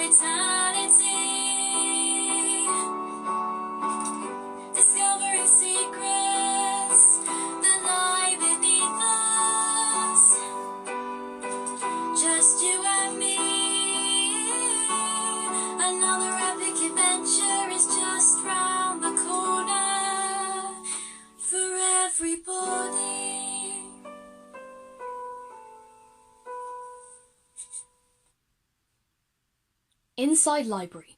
We start where we left off. General is given some hot chocolate as everyone else starts planning ahead. Alright everyone, this isn't a threat we were preparing for, but the sooner we sort this out the better. The General is clearly very stupid. I heard that. We'll all have to combat DiamondBeard together. No civil wars, no meaningless arguments, okay? Everyone agrees. What we know about him so far is that he's the richest pirate in the world. However, we don't know how good he is in combat. He's quite good. How do you think he deals with all the people that cross him? Get some other pirate to do it? Thank you. Now we know he's good in combat, but if we work together, we can take him down. He is a pirate, and they always have a weakness. No offence. None taken. Thank you for helping me. I'll get out of your hair once all this blows over. Hang on a moment. Can we talk? Maybe I can find out why you act like this. Great idea, Si. Keep him occupied while we divide around the school and prepare for combat. Yeah, something like that. Everyone high-fives and leaves the room, while Si sits on a chair and crosses his legs. Various corridors. We see the children positioned around various corridors, grouped together according to the order they were introduced in Season 1. Ben and Sky take the place their siblings took. Okay, team. Remember what we did during Grand Evil's invasion. Me and my nets are ready. Are you ready? Of course. Let's kick some pirate booty. Powers engaging. Maybe I can teach him a thing or two. Pirates are always filthy. Mya and the fathers walk towards the entrance. Just like we used to, fellas. No cutting corners. Think of it as a practice round before the big threat. You've got it, Mya. No cutting corners. Inside library, General is on a therapy couch as Cy takes notes in a book. Then, after my parents left for the war, I tried everything to get them back. I think that's what caused me to be up myself. Keep going, General. You're doing a wonderful job. Inside Eckett House entrance, Mya and the fathers surround the entrance. Someone starts to bang on the other side. He's here. The doors open and DiamondBeard, complete with cutlass, enters the school. Where is he? I'm sorry, who are you talking about? The General. He stole me foghorn and I've come to give him retribution. He drags the cutlass along the floor. I know he came this way. His ship's just outside. He is such an idiot! Who leaves their ship outside the place you're hiding? So he is here. I'll bet he put you up to protect him or something. Now where is he? Mya clicks her fingers and fire appears in both hands. You'll have to get past us to find out. DiamondBeard raises his cutlass and prepares for battle. Inside various corridors, we see the children as they hear DiamondBeard approaching. I think I can hear him coming. Okay, he must have got inside and reached Mum and our dads by now. They can't hold him off forever, so be prepared. Mya and the fathers run up the corridor. Okay, kids, he's all yours. We're heading back to the library. Ah, children. How cute. Get back. Or what? There's nothing you can do to me. We're stronger than you think, DiamondBeard. Sky's hair lifts up and one of her eyes glows orange while the other glows black. A bone appears in her hand. DiamondBeard smiles and pounces, but the bone hits his face and he tumbles back. You little twerps are tough, but I'm tougher. Elizabeth creates a firewall, but DiamondBeard cuts an entrance and slides through. Mary turns on her camera flash and blinds him temporarily, and Ben opens his book. According to all known laws of aviation... No! Stop! DiamondBeard runs down the corridor. We follow him as he arrives to the next batch of children. Sapisha immediately levitates him above the ground. Hey, pirate guy! We don't take kindly to intruders. Where is General? We're not telling you anything. Angel's fingers open as a threat. Ryan brandishes his duster. I think we should clean up your act. Inside library, Cy and General keep on talking. I think I understand now. Your egoism is a result of your parents' departure and the desire to want them home. You make bets with bigger pirates because you think you will seem better if you beat a pirate that's richer than you. You are good. I thought you were the goofball of this school. I learn other things besides goofing. Mya and the fathers run into the room. They see Cy and General and pause as the door closes. I've just been talking to the General. He has a lot more to him. DiamondBeard is coming, and I don't know how long the kids can hold him. No need to fear. I'm pretty good in combat myself. Then why did you park your ship right outside the school where you planned to hide yourself? Did I do that? The father's facepalm. It doesn't matter now. What matters is that we don't let anyone else die, no matter how stupid they are. Enough of the stupid stuff, I get it. Inside corridor, Bobby, Clemence and Eliza surround DiamondBeard, attacking him with all sorts of assailants. What's the matter? Are you getting flustered? This is what you get for coming here. I know the General is here. You're only delaying the inevitable. Alexander, Delilah, Christopher and Martha run down the hall and join the other 3 children. Don't worry, Gaz. We're here. How many of you are there? As many as you would think. We protect anyone, even silly pirates like the General. You'd better tell me where he is soon, or every last one of you is going to be punished. Whatever. We've dealt with this before from tons of people. The children continue to fight DiamondBeard. Inside library, Mya and the fathers listen to Cy as he gives his deduction. I prescribe that you gradually start to better your actions and begin to recognize that all people are unique and that no one person is better than another. I know it's quite scary to think your parents may never come back, but if they do, I know they will be proud to see you as a responsible pirate. Thanks, Cy. You know, you really should be a therapist when you grow up. Wow, I never thought of that. The doors open and DiamondBeard finds General, Cy and the others. Thanks, DiamondBeard. You ruined my session. Return the foghorn to me, or you will suffer the consequences. No, I don't think I will. The children come into the room, still raring to fight. You are going to suffer! DiamondBeard prepares to fight, but the children go in front of him. You aren't going to touch him. We may not know him well, but we know that he's made an honest mistake. Even he admits he shouldn't have bet away his prized possession. His foghorn is very important to him. You are the richest pirate in the world. so I don't understand how one foghorn is going to affect your status. But They're right. It was an honest mistake. I was getting cocky, and I bet away something that mattered to me. If you can't understand that, then maybe you shouldn't have agreed to duel in the first place. Everyone looks to DiamondBeard sternly. DiamondBeard lowers his cutlass. No pirate has ever stood up to me. You have a lot of nerve. Fine, you can keep your foghorn, but next time we fight, make a bet that won't give me any trouble. Fine. Whose kids are these? All mine, except for Martha. These people can fight. I'm not surprised you've beaten other people before.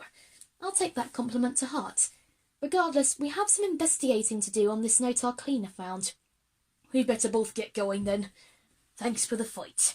General and DiamondBeard shake hands, and, before he leaves, General squeaks and skips away. Looking at him, you'd think he loved him or something. That wouldn't be too far off. I think he's just like me.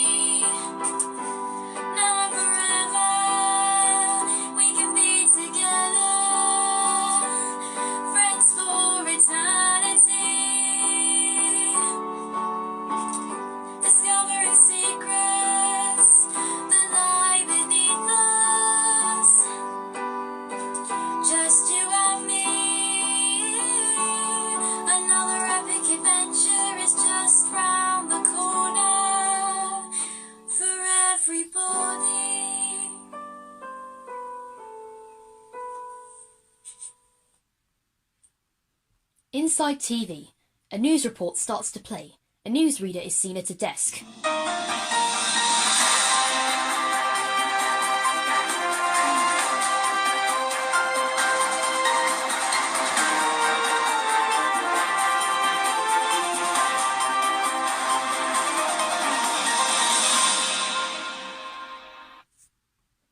Good morning and welcome to Sunny News. I am your host, Samantha Susan. We have some breaking news for you today. Several reports of alien spacecraft have been arriving this morning, quickly approaching the Earth at a rapid speed. Inside dining hall, everybody in the school is gathered in the hall, eating their lunches and watching the TV. It is unknown where the spacecraft is headed, but it is advised for everyone to stay in their homes until further notice. Now, let's take a look at the weather.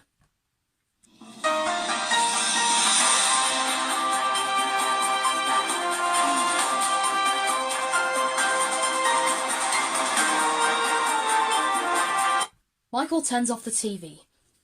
I think we may have an answer to Steve's note. Just to be sure, could you read out the note again?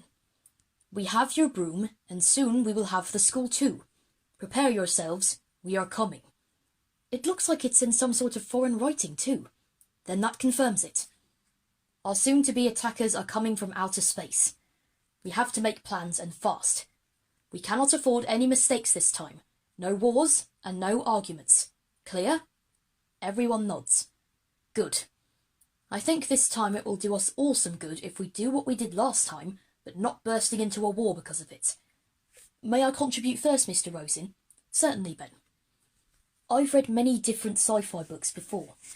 Aliens are usually quite monstrous creatures, and the powers they possess are unlike any other. They can't freeze time, of course, but they could still be lethal. Then what you're saying is we need to read books? We have no time to read books.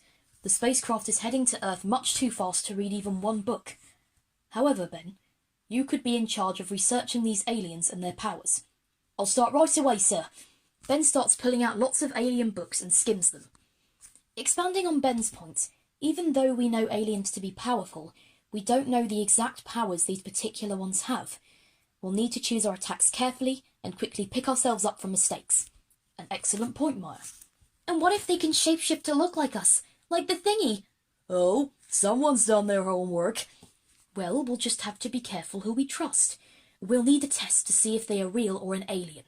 How about asking them a question that only the real person will know? That could work in theory, but what if the aliens can gain quick access to knowledge? Then we'll just have to be extra specific. Or we could just hug them and see how they react. Aliens hate human contact. All very good points, everyone. This is a much better planning method than last year's, so keep at it. Any more suggestions? Now that we're all here together, there will be a lot more of us to spread around. That means that, unless there are just as many aliens, we should have an advantage. I agree. I've been training the children a lot more these last few years, and the progress they have made is astounding. But perhaps the people who cannot fight as well as the others can act as some sort of distraction? I'm quite a good distraction, and the magic ovens can make plenty more. It would be a lot better than fighting head-on. Most of the teachers agree with Daniel's idea. Mya nods at him, and Daniel blushes. I'll volunteer as the doctor again, unless anyone here has any healing powers. Me and my mum's elemental magic can combine several elements to heal, as well as the power I used on Time Man last time, but that should be a last resort when things get desperate. I'll provide warm drinks and refreshments in between breaks in the fight, and I'll give the aliens therapy. Everyone stops in their tracks. Sai puts his hand over his mouth. It's okay, Sai. Just karate chop them. Well, well, we've certainly made a lot of progress. With this amount of careful planning, we could have defeated anyone much more efficiently. Let's think more about our techniques. How many people will be fighting per place?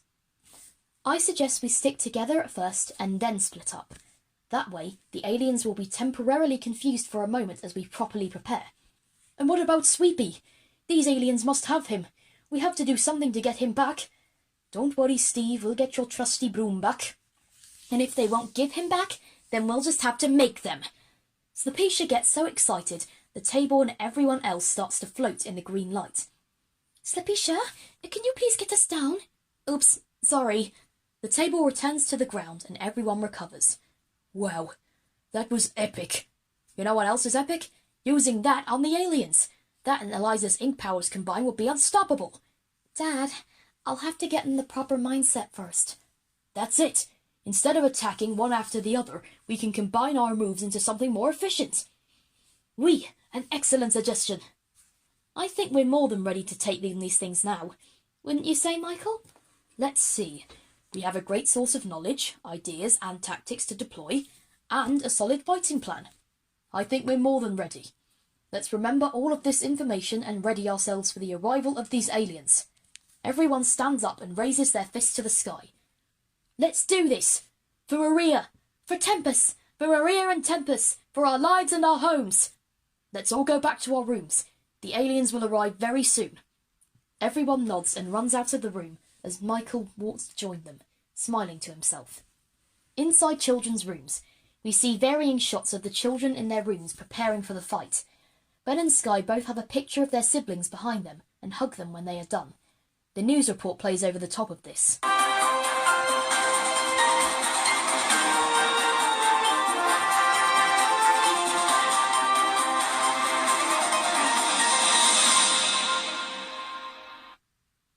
We have more breaking news. The spacecraft is seen to be heading to a local school. Eckett House is a well-renowned establishment that has dealt with many threats before, but none could be seen as larger than this. Many people are calling in to send their messages of encouragement to the students, teachers and parents. Good luck, Eckett House. The world is counting on you. Inside Eckett House entrance, Everyone gathers at the entrance, ready for battle. They look at each other with determination and encouragement as Mya approaches the doors. A green glow is seen outside, going from the top to the bottom of the door. Looks like we have some visitors, kids. Let's welcome them Eckett House style. Wait, Mum. After everything you've been through, are you sure you can do this? Just look at me. I'm 44, I've written 6 musicals, survived a stalking ex-man, made an entire school to protect my own children, and saved a girl from her mother. I think I can do this. I believe in you, Mya. You can do anything. Thanks, Martha. Thanks, kids. Let's do this. Mya opens the doors. A giant spacecraft is right outside. A door opens and green smoke pours out. Everyone prepares themselves.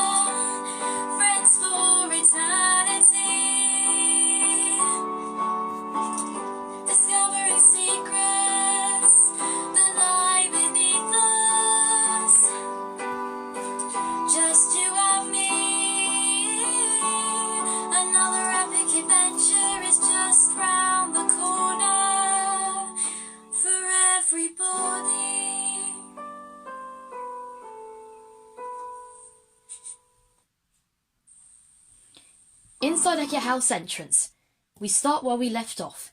The door of the spacecraft opens and green smoke pours out. A figure comes out of the smoke and, with a click of her fingers, lots of humanoid aliens line up in rows behind her. One alien holds a broom. She continues to walk forward. Welcome to our school, aliens. To what do we owe this visit? Enough of the formalities. Michael steps back. We are the Decreen. We come from afar to research Earth. And who are you? Who am I? I am the leader of this mission. You may call me Dej Marnama. Try any funny business and my army will strike you down. Now, who is the owner of this place? That would be me. Michael is headmaster, but I'm the one that built this place. Dej looks to Mya as if she has met her before. I don't know why, but I don't like you. Hey, that's not nice. And who are you to speak out against me? Dej holds out her hand. Something dings. Miss Martha Cunningham. How did you know that? Us Decreen are equipped with recognition technology of the highest caliber. We can find out anything about you with just the flick of our hands. I hope you aren't thinking of trying to stop us.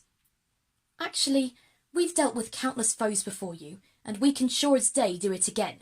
We're not scared of you, and we won't be swayed otherwise. We are not afraid of you either. We mean you no harm. Yeah, right. Dej pulls a weapon out of her pocket, holding it to the horde. Everyone backs away. I really do not wish to use this. Sweepy! Ah, so this primitive device belongs to you? Why, yes, that's my beloved broom, and you took it from me. My apologies. We only used it for research purposes. Return the device to the man. Dej clicks her fingers, and the alien returns Sweepy to Steve. Sweepy! I thought you'd be gone for good. As for the rest of you, you will continue a normal day at the school. We will observe and make notes before returning to our home planet. Quick question. Why are you wearing that helmet? My face must remain hidden. The many scars of my training may frighten humans. Then what was with the note? The note that said you had Sweepy and then you would have Eckett House next. Be prepared, we are coming. You must have been mistaken. We meant to be prepared in a more pleasant way. Be prepared, we are coming to visit you. As for the broom and school, we meant for our research. I don't trust you. Neither do I, young lady. Now, what do you usually do at this time? It's time for health and social care. Very well, lead the way. Everyone goes into the school. Elizabeth talks to the others, but the Decree don't hear. I know they're making this all up. These aliens must be putting on a charade. I know this all seems bad, Elizabeth, but they haven't actually attacked us yet. Underwhelming, if you ask me. I wanted a fight. Let's just go along with it for now and attack later. I'll try my best. Inside health and social care room. The children watch Justin, as usual. Dej and the Decree stay at the back of the room. Excuse me, robotic human? You mean me? Affirmative. What is your teacher doing exactly? He's my godfather. He does this every lesson. Does he have the mind of a child? No, he works with children all the time, so that's why he acts like that. Interesting. The aliens put their fingers to their head, making mental notes. Okay, kids, next up, let's show our visitors how knowledgeable we are by singing a song. No! Justin, these aliens want to learn about us, not think poorly of us. Yeah, right. They're plotting to blow us up right now. Young lady, hush. Elizabeth stands up. She puts her necklace on around her neck and clicks her fingers, conjuring fire. Elizabeth, I saw that note, and I know what it really means. You're aliens. Your one purpose is to destroy human life. They're acting all sweet now, but mark my words, they're going to blow us up. Elizabeth, what have I told you about fires in the classroom? Elizabeth reluctantly clicks her fingers and sits down. I am so sorry, Miss Marnimer. Do not apologise. This girl clearly has a motive against aliens. Please resume the lesson. You believe me, don't you? Of course. They have something against you too. Then why aren't we attacking them? We have to wait for them to strike first. Don't worry, I won't lose faith in you. Elizabeth tries to concentrate as the lesson continues. Inside dining hall, everyone is eating their lunch. They talk privately as Dej and the Decree inspect the food. This is weird. I could have sworn these aliens were coming to attack us. It is very strange. Does no one understand? They're playing us all for fools. Elizabeth, please. Not all aliens are bloodthirsty beasts. And how are we supposed to know that? They've done nothing but chastise me all day. That has to be some sort of sign. Yeah. When I was talking to Elizabeth about it, I saw Dej reach for her gun for a second. Maybe we should ask them again. Elizabeth may have a point. Dej and the Decree move closer to the table. What are you all talking about? Never mind that. How was your day? You are stalling. You are hiding something from us, and we want to know. Research purposes, of course. Then why do you always have to emphasise that the purpose of your visit is research? What do you mean? Today, you've kept on telling us this trip was for research. Somebody who is keeping a secret always wants to emphasise something that isn't the truth. She's right. Of course we aren't. We just don't want to scare you. A likely story. If you were really here for research, you would have informed us right away and left it at that. What about all the chastising whenever I spoke up about you? What about reaching for your gun when Eliza was talking to me? Clearly that's for a certain reason. Dej begins to tremble and pulls out her weapon on Elizabeth. Everyone gasps. You think you're so smart, Earthling. You're the only person here today that's even considered opposing us. Why? Do you feel threatened? I know why you're really here. You're not here for research. You're here to take over, destroy the school, just like all the people that came before you. Dej begins to laugh, turning evil. The aliens brandish their weapons. All right, fine. You found us out. We aren't here to research mankind. We're here to destroy this school. Somewhere in my mind, this place serves many bad things. Premonitions that this building has to be destroyed. And, as one of the most powerful warriors among the Decree, I swear I will carry out this task, and swiftly. Ship, fire! Everyone looks at the ceiling as a huge hole is blasted through it.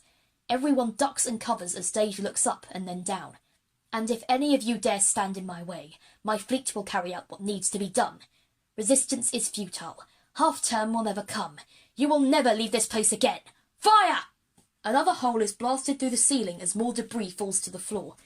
People begin huddling together, most of all Elizabeth and her parents. Mum, don't leave me. Don't worry, Elizabeth. We won't.